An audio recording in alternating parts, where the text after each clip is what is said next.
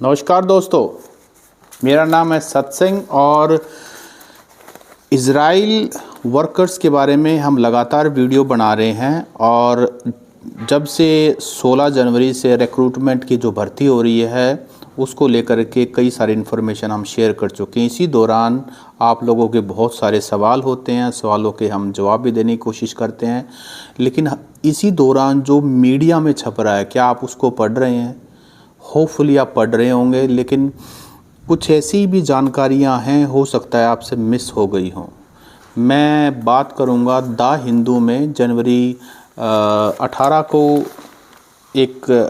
जनवरी 21 को एक खबर छपती है, एक एडिटोरियल छपता है जिसमें एक इम्पोर्टेंट बात को रेज़ किया गया है। मुझे लगा कि ये जानकारी आपके साथ साझा करनी चाहिए, इसीलिए ये वीडियो आपके लिए हाजिर है। एक्चुअली इस एडिटोरियल में बताया गया है कि जो विदेश में जाने के लिए श्रमिक हैं उनमें कुछ कंसर्न्स रेज की हैं, कुछ चिंताएं जाहिर की हैं जो हमारे ट्रेड यूनियंस हैं। ट्रेड यूनियंस का ये कहना है कि जो इंडिया के जो भी वर्कर्स अगर बाहर काम करने के लिए जाते हैं तो उनमें ECR से रजिस्टर होना बहुत ज़रूरी है। आपके पास जो पासपोर्ट होना चाहिए वो ECR का होना चाहिए, क्योंकि कन्फ्लिक्ट जोन में जा रहे हैं और ऐसे देशों में जा रहे हैं जहां पर लेबर लॉज इतने सख्त नहीं हैं जितने होने चाहिए। जो एडवांस कंट्रीज़ हैं जैसे अमेरिका है, कनाडा है, ऑस्ट्रेलिया है, वहां पर लेबर लॉज बहुत सख्त हैं। लेकिन कुछ ऐसे गल्फ़ कंट्रीज़ हैं जहाँ पर लेबर लॉज जो है, जो कानून है, श्रम कानून है, वो उतने मजबूत नहीं है। तो ट्रेड यूनियंस का ये कहना है कि जो कन्फ्लिक्ट जोन में, यानी कि जहाँ युद्ध हो रहा है वहाँ पर जो ECR का जो प्रावधान है वो सिर्फ 18 देशों के साथ है। मैं उन 18 देशों का नाम आपको बता देता हूँ जो लिखा हुआ है: Afghanistan, Bahrain, Indonesia, Iraq, Jordan, Saudi Arabia, Kuwait, Lebanon, Libya, Malaysia, Oman, Qatar, Sudan, Syria, Thailand, UAE और यमन। इन सभी के साथ ECR की जो फैसिलिटी है वो वर्कर्स को मिलती है। इज़राइल के साथ ऐसा कहना ट्रेड यूनियंस का कि इज़राइल के साथ ये 18 देश की जो लिस्ट है इसमें इज़राइल का नाम नहीं है। अब आप में से बहुत सारे लोगों को पता होगा, क्योंकि बहुत सारे ऐसे भी हैं जो ऑलरेडी विदेश में काम करते हैं, गल्फ़ कंट्री में, ECR और ECNR क्या होता है। एक्चुअली में जो 10वीं पास नहीं होते, जिनकी एजुकेशन क्वालिफ़िकेशन कम होती है, उनको पासपोर्ट पे ECR की मोहर मिलती है। लास्ट पेज में जहां आपका फादर का नाम होता है उसके ऊपर वो चीज़ मेंशन होती है। इसका फ़ायदा क्या है? इसका फ़ायदा ये है कि जब आप कम पढ़े लिखे होते हैं तो यूजुअली ये देखा गया है कि जो लोग कम पढ़े लिखे होते हैं वो एक एजेंट के थ्रू जाते हैं। एजेंट के माध्यम से जब आप जाते हैं तो आप डॉक्यूमेंटेशन को पूरी तरह नहीं पढ़ते हैं या नहीं पढ़ पाते या नहीं समझ पाते हैं। उसको लेकर के आपके साथ चीटिंग होती है।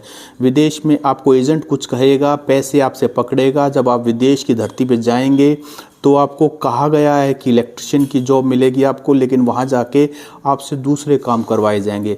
चूँकि आप पैसे लगा करके विदेश की धरती पर हैं, आप पढ़े लिखे नहीं हैं, आपको श्रम कानून की जानकारी नहीं है, तो आपके साथ चीटिंग होती है, आपका शोषण होता है, आपके पैसे खराब होते हैं और जो आपका बैड एक्सपीरियंस होता है उसी संबंध में ECR का जो कानून है वो इसीलिए है कि आप एक प्रोटेक्टर, बीच में एक प्रोटेक्टर होता है और आप जो इंडियन एम्बेसी होती है उसके ECR की आपके पास मोहर लगने के बाद वो आप पर चेक रखते हैं कि कहीं जिस भी कैटेगरी में आप वहाँ काम करने के लिए गए हैं, क्या आपको वो काम मिल रहा है, क्या आपको पूरे पैसे मिल रहे हैं, क्या आपके अधिकारों का सम्मान हो रहा है या नहीं हो रहा है। तो ECR की कैटेगरी जो है वो इसीलिए है।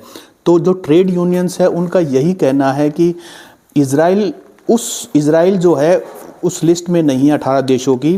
तो भारत की एम्बेसी को, हमारे वर्कर्स को, हमारे श्रमिक भाइयों को इज़राइल जैसे देश में भेज रहे हैं जहां पर ऑलरेडी युद्ध जैसी स्थिति है, युद्ध हो चुका है, बहुत सारे जो हैं लोग मारे भी जा चुके हैं। तो उनका अगर वहाँ पर शोषण होगा, उनको अगर उनके साथ चीटिंग होगी तो जिम्मेदार कौन होगा, ऐसा ट्रेड यूनियंस की चिंताएं हैं जो अखबार में छपी हुई हैं।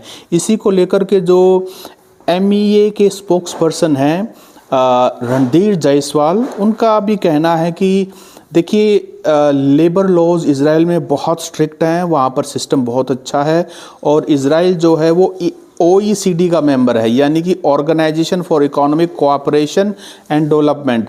तो वहाँ पर जो श्रम कानून हैं, लेबर लॉज हैं, वो बहुत सख्त हैं और हम उसे सेटिस्फाई हैं। और इंडियन कंट्री जो है अगर बीच में मध्यस्थता कर रही है तो हमें अच्छी तरह पता है कि हम क्या कर रहे हैं।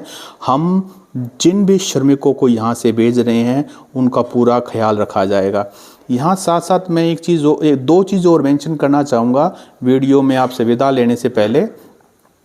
जो इज़राइल के डिफेंस फोर्स स्पोक्सपर्सन है डोरन स्पिलमैन, उनका एक पुराना स्टेटमेंट है, उसमें उन्होंने एक बार कहा था कि इज़राइल में अब कोई भी ऐसी जगह नहीं है जहां जो सेफ़ हो, क्योंकि जब हमास का अक्टूबर में जैसे युद्ध हुआ था और लगातार बमबारी हो रही थी दोनों तरफ से, तो उसमें उस समय उनका जो है ये कहना था। और ये जो सारी कहानी शुरू हुई क्योंकि फ़िलिस्तीन जो वर्कर्स थे वहाँ पर काम 90,000 के करीब उनका वर्क परमिट रद्द कर दिया गया था। उसके बाद उसकी कमी को पूरा करने के लिए करीब लाख जो श्रमिक थे वो इंडिया से ले जाना चाहते हैं। सारी कहानी वहीं से शुरू हुई।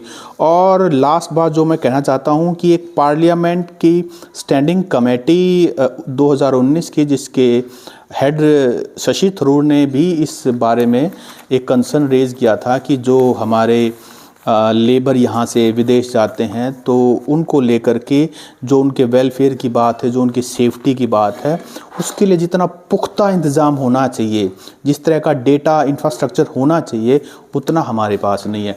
मुझे लगा कि ये सब जानकारी जो अखबार में छपा ये आप के लिए ज़रूरी है, चूँकि आप इज़राइल देश में जाना चाहते हैं, वहाँ काम करना चाहते हैं और जानकारी जितनी भी आपके पास हो इससे संबंधित वो हर दम आपके काम आएगी, क्योंकि यही एक वेपन है जिससे आप किसी भी मुसीबत आने पर सामना कर सकते हैं।